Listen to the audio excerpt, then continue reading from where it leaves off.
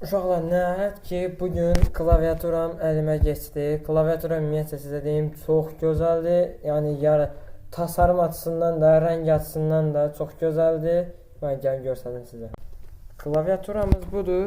F düyməsinə basaq, M düyməsinə basdığımızda yox.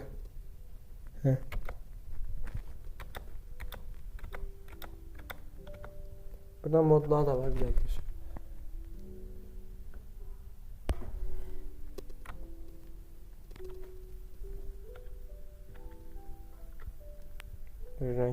Renk değiştir böyle. Bir modu var. Böyle bir modu var. Şöyle azaltıp artırabiliriz.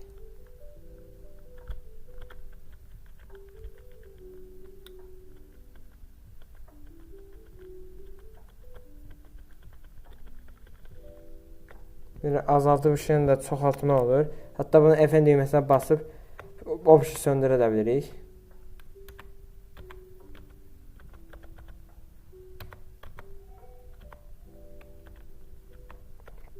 Rahat belə bir klaviaturda gəl səsinə də baxaq.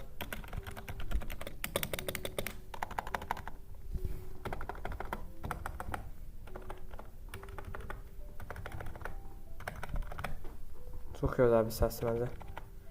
Yəni baş şişirtmir, klaviaturanın boyu bu qadardır. Gəlin bir dənə müqayisə edək, bir dənə klaviaturam daha var. Baxın, bu mənim təzə klaviaturam, bu da mənim köhnə klaviaturam. Köhnə olacaq, yəni buna baxın.